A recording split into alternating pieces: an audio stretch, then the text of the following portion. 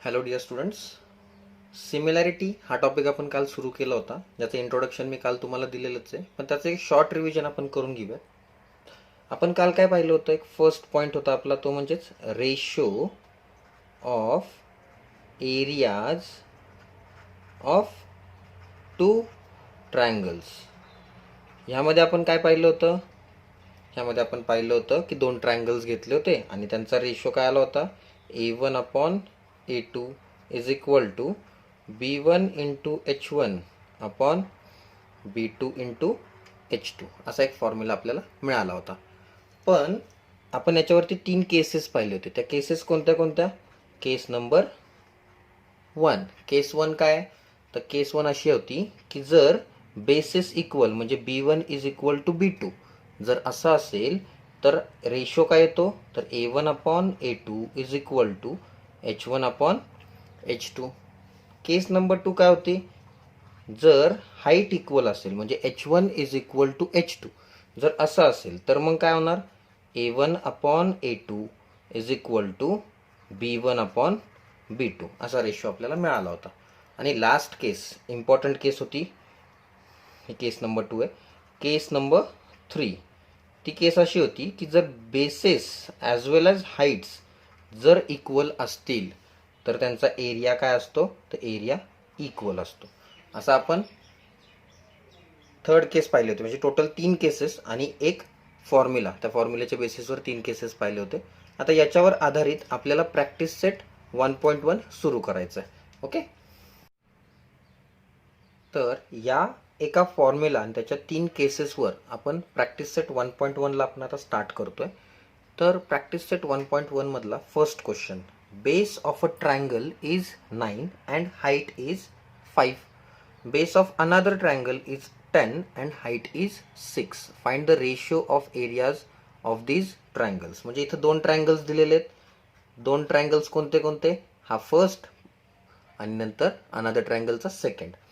मग first ट्रायंगलचा base किती येतो, तर तो आहे 9 आणि त्याची हाईट किती आहे, त्याला आपण H1 म्हणूयात, तो किती आहे 5. नंतर सेकंड ट्रायंगलसाठी B2 तो किती आहे, तर तो आहे 10 आणि हाईट किती आहे, त्याला आपण H2 म्हणतो, तो किती आहे 6. Then we have one formula.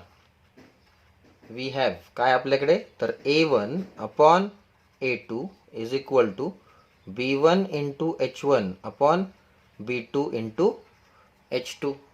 आपल्याकडे हा फॉर्म्युला आहे आणि आपल्याकडे व्हॅल्यूज सुद्धा आहे. तर व्हॅल्यूज पहा, B1 ची व्हॅल्यू काय, तर 9 इंटू H1 ची व्हॅल्यू काय 5 अपॉन B2 किती आपल्याकडे 10 इंटू 6. आता आपल्याला नॉर्मल मॅथमॅटिकल कॅल्क्युलेशन्स करायचे. 6 3 2 जा 6, 3 2 जा 6 अँड 3 3 जा 9. हे दोन्ही गेले एका टेबलमध्ये असल्यामुळे 5 1 जा 5 आणि 5 2 जा 10. तर तुमचा आन्सर काय आलं पहा, 3 1 जा 3 अपॉन 2 2 जा 4. तर area 1 upon area 2 is equal to 3/4. ते म्हणतात find the ratios of areas. बघा रेशो तर काढलाय पण ते दाखवायला लागेल. मग असं दाखवायचं आहे, A1 is to A2 is equal to 3:4. तर हे झालं तुमचं answer for first question. Okay, आता सेकंड एक्झाम्पलकडे वळूयात. चला आता नेक्स्ट एक्झाम्पल पाहूयात. नेक्स्ट एक्झाम्पल काय, क्वेश्चन नीट वाचून घ्या. In figure BC is perpendicular to AB and AD is perpendicular to AB. मग हे पहा, BC is perpendicular to AB, नंतर AD is perpendicular to again AB. मग आता हे झाले परपेंडिक्युलर हाईट्स. तिथं काय मिळाले तुम्हाला, हाईट्स. पण तरी सुद्धा एक ट्रिक तुम्हाला सांगतो, अशा क्वेश्चन्समध्ये किंवा जिथं सिमिलर आहे त्याच्यासाठी एक ट्रिक लक्षात ठेवा. काय बघा, दोन ट्रायंगल्स जे तुम्हाला विचारलेले आहेत पहिले ते लिहून घ्यायचे असे बाजूला, ABC आणि दुसरा कोणता आहे ADB. ह्याच्यामध्ये कोणते तरी दोन अल्फाबेट्स, कोणतेही दोन अल्फाबेट्स जर सेम असतील, काय सांगितले नीट ऐका, कोणतेही दोन अल्फाबेट्स जर सेम असतील तर याच्यामध्ये एकतर हाईट और बेस इक्वल असणार आहे. मग इथं बघा बरं, ए दोघांमध्ये आहे आणि हा बघा बी काय दोघांमध्ये, म्हणजे झाला हा ए बी काय ए बी इक्वल आहे. मग ए बी जर इक्वल असेल तर इथं एकतर हाईट और बेस इक्वल आहे. तर नेमकं काय इक्वल आहे बघूयात आपण, याच्यात कम्पेअर करून बघूयात. ए बी आणि हा बी सी, ए बी आणि हा ए डी. तर हा ए बी दिसतोय तुम्हाला जे दोघांमध्ये सेम आहे, तर हा ए बी झाला बेस. मी कशावरून म्हणतोय तो बेस आहे, परत एकदा बघा क्वेश्चनमध्ये A D is perpendicular to काय ए बी, आणि दुसरा B C is perpendicular to A B. A B हे दोन्ही पण काय झाले, दोन्हीही बेस झाला, कारण त्याच्यावरती परपेंडिक्युलर लाईन काढलेली. म्हणजे इथं तुमचा काय सेम आहे, तर बेस सेम आहे, आणि बेस सेम असेल तर तुम्हाला फॉर्म्युला माहीतच आहे. चला आपण सॉल्व करायला घेऊयात. हिअर बेस कोणता आहे आपला, A B is same for both the triangles,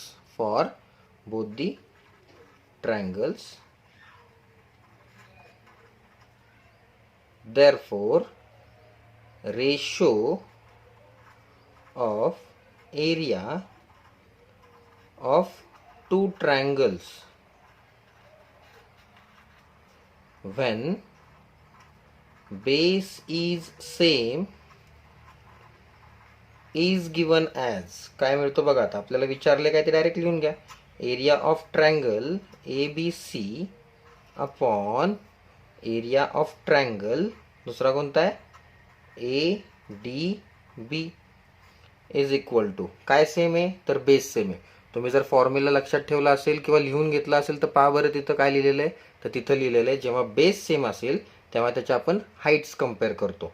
मग height for A B C, तर ए बी सीची हाईट काय आहे, तर B C upon A D बीची हाईट काय, तर A D, which is equal to B C किती आपल्याकडे क्वेश्चनमध्ये दिलेलं आहे, तो किती आहे, तर तो आहे 4, आणि ए डी किती दिलेला आहे 8. मॅथमॅटिकल कॅल्क्युलेशन्स 4 1 जा 4, 4 2 जा 8, म्हणजे तुम्हाला लास्ट आन्सर काय मिळालं 1/2. कोणाचा आन्सर आहे ते 1/2, तर area of triangle A B C upon area of triangle A D B.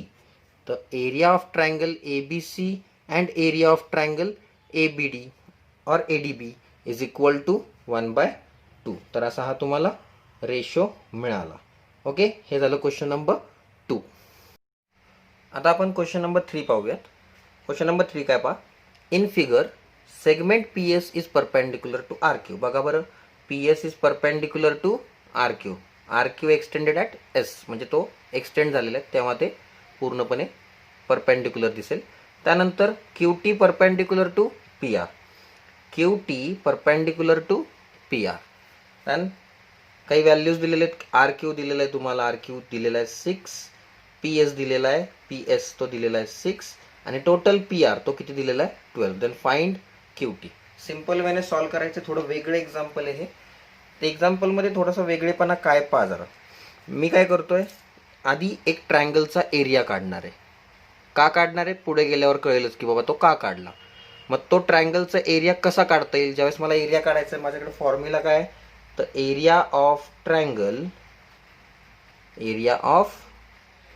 Triangle is equal to 1/2 into base into height, 1/2 into base into height. तर एरिया ऑफ ट्रायंगल काढण्यासाठी हा formula तुमच्याकडे आहे. मग area of triangle P Q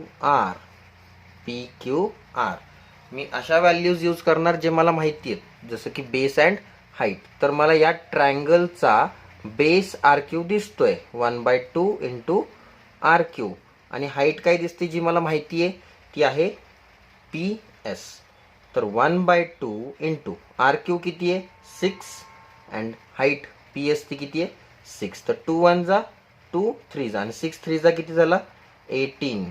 तर area of triangle P Q R किती मिळाला मला 18 युनिट्स स्क्वेअर.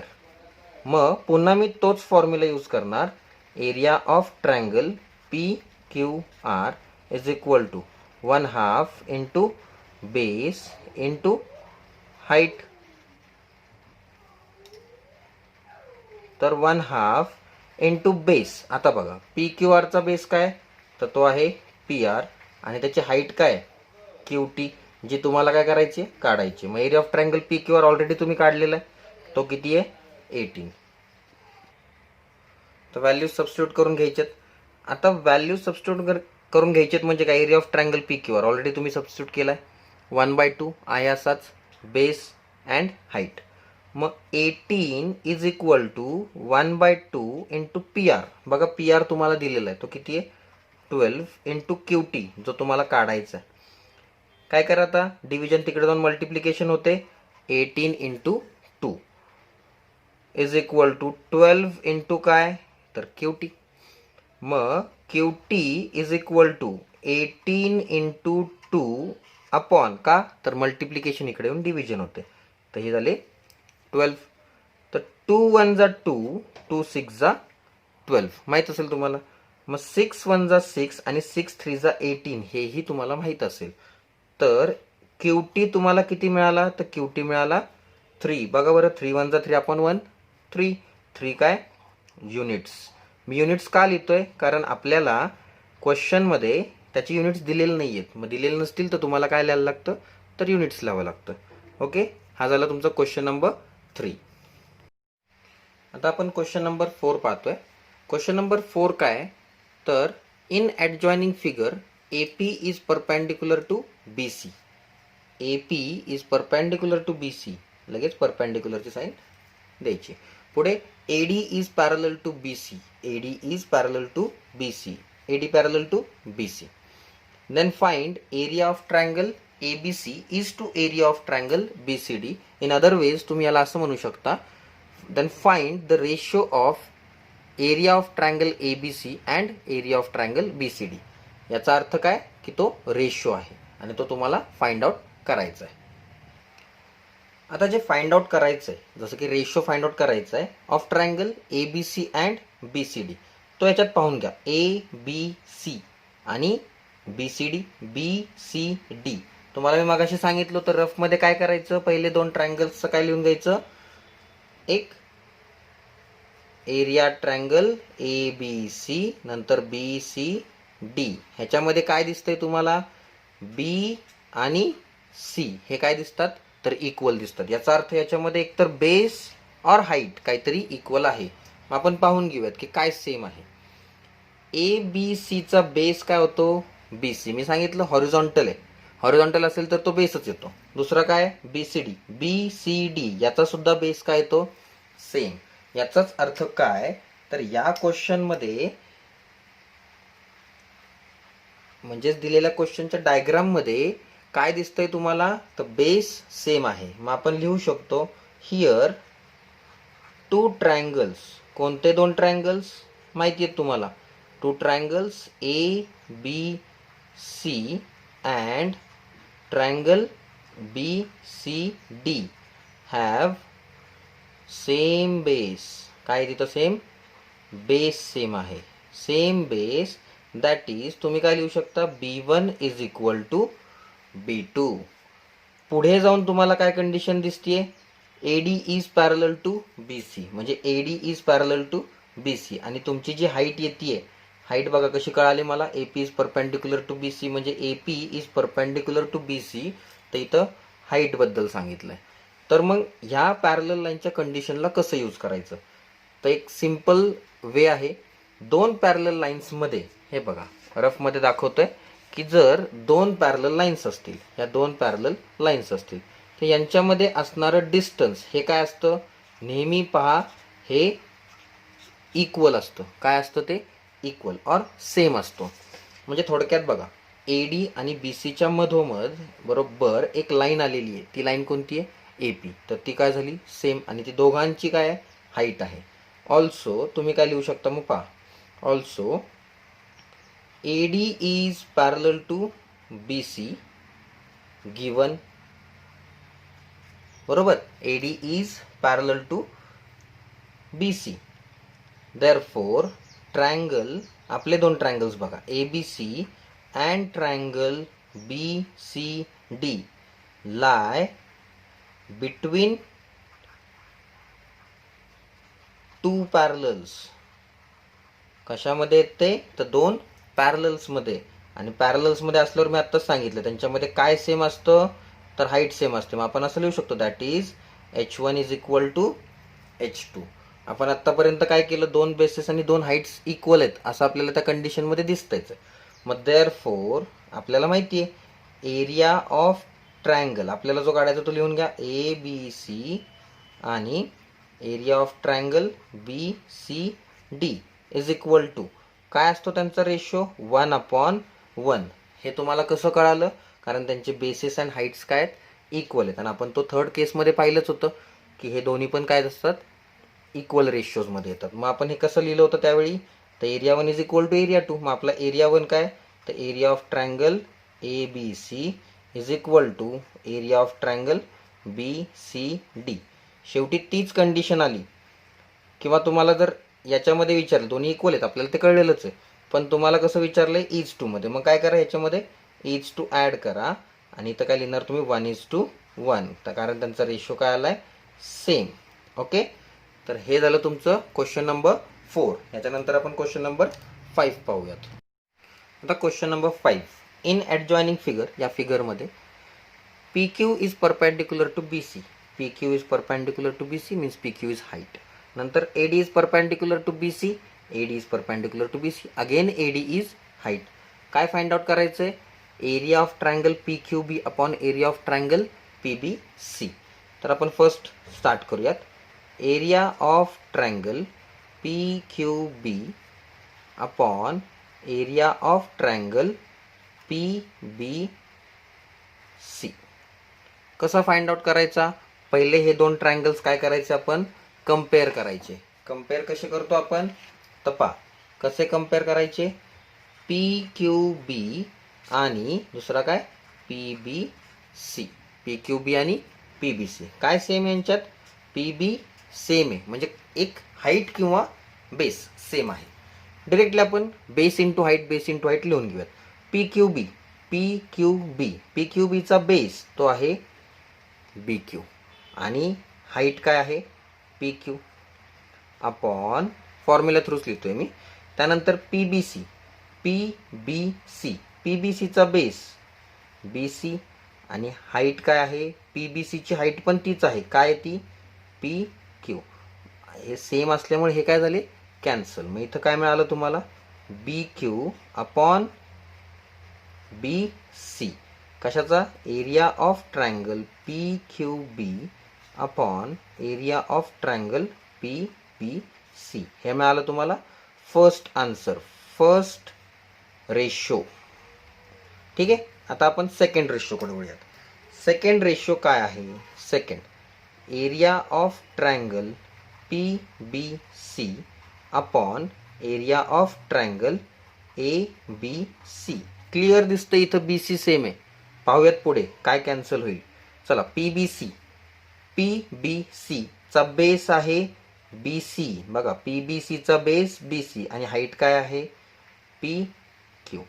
नंतर A B C, A B C याचा बेस आहे बी सी आणि ह्या ए बी सीची हाईट काय आहे, तर ए डी. काय कॅन्सल होईल इथं, बी सी कॅन्सल होईल. मग इथं काय आलं, P Q upon A D.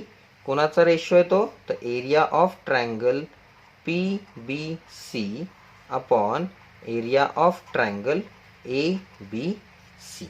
Okay, third काय फाइंड आउट करायचं आहे, area of triangle A B C upon area of triangle A D C. पुन्हा दिसतंय तुम्हाला काय सेम, याच्यात ए आणि सी सेम आहे म्हणजे पुन्हा इथं काहीतरी कॅन्सल होणार आहे. तर ए बी सीचा पहिला बेस बघा, ए बी सीचा बेस काय आहे बी सी इंटू ए बी सीची हाईट काय आहे, तर ए डी. तर इथं लिहिला मी A D upon A D C. या ए डी सीचा बेस आहे डी सी इंटू त्याची हाईट काय आहे ए डी. याचाच अर्थ इथं काय सेम आहे, A D. A D means height, तर इथं हाईट सेम होती.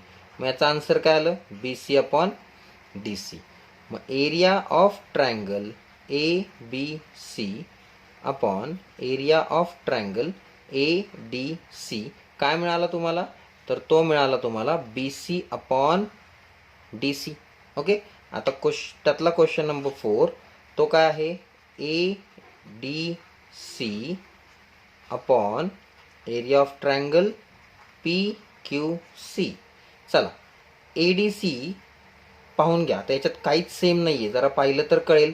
ADC आता नुसता पॉईंट सेम म्हणजे त्यामधला एक अल्फाबेट सेम तर नाही चालत, 2 पाहिजेत. मी पहिलेच तुम्हाला सांगितलं होतं. तर ADC अपॉन PQC. तर ADC याचा बेस आहे DC आणि त्याची हाईट काय आहे? AD upon PQC. QC हा त्याचा बेस झाला आणि त्या PQC ची हाईट काय आहे? तर PQ. तर हे तुमचं 4th रेशो. याच्यामध्ये काहीच कॅन्सल होत नाहीये म्हणून हा तसाच सोडायचा. ओके. हे होते तुमचे total 5 questions from practice set 1.1. Hope तुम्हाला समजले असतील. काही क्वेरीज असतील तर तुम्ही मला कमेंट बॉक्समध्ये कमेंट करू शकता. आणि व्हिडिओ आवडली असेल तर नक्कीच लाईक करा, आपल्या मित्रांना वगैरे किंवा मैत्रिणींना शेअर करा आणि सबस्क्राईब करायला विसरू नका. ओके. थँक्यू.